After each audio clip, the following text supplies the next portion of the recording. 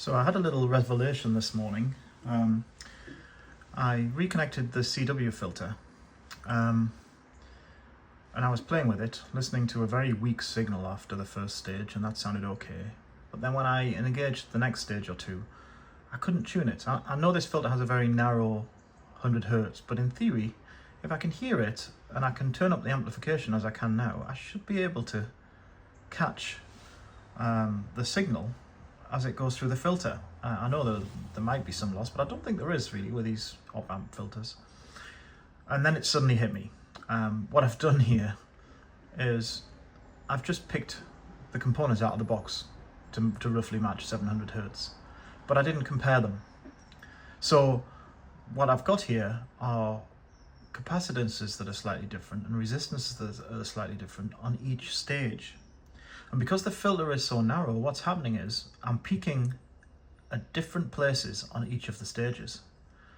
And that's why this filter only seems to work well for louder CW signals, because they manage to make it through being simultaneously optimized and filtered depending on where they are in the audio spectrum.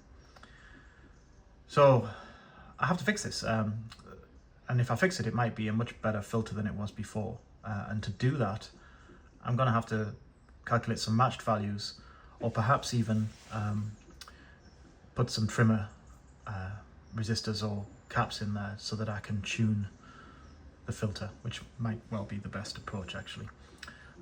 So yeah, this journey building radios is fascinating, and the nice part is the little revelations where you're like, yes, I'm starting to understand the reasons for that.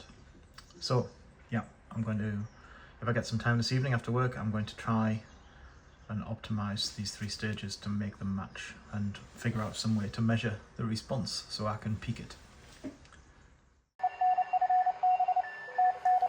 That's full band.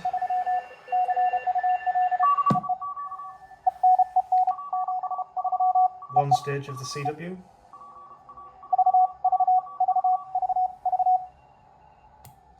Two stages.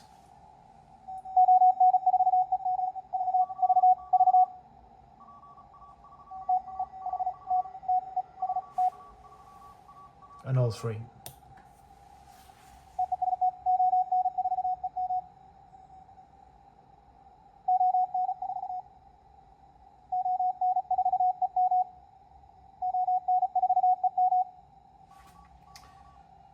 So just to explain what I'm showing here, let's turn that down a little. What I've done is I've peaked the CW filter by adding a couple of trimmers.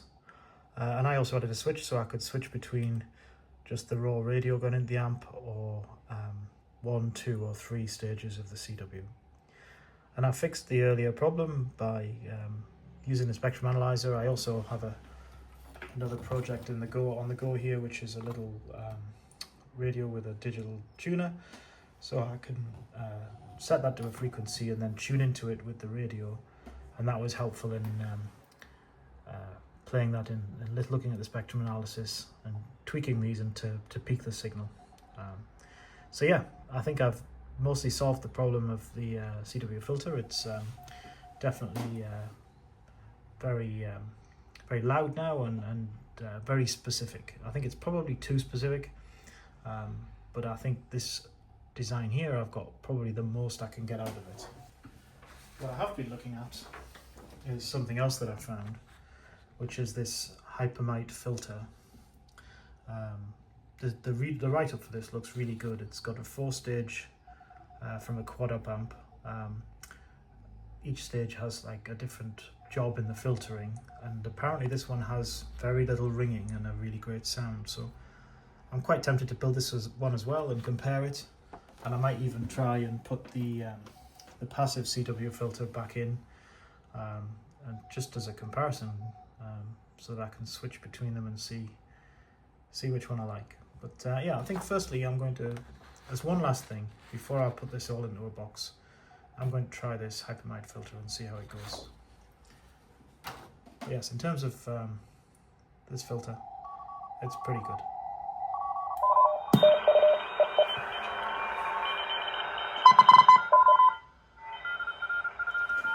can really hear, without the filter on, how confusing the band is.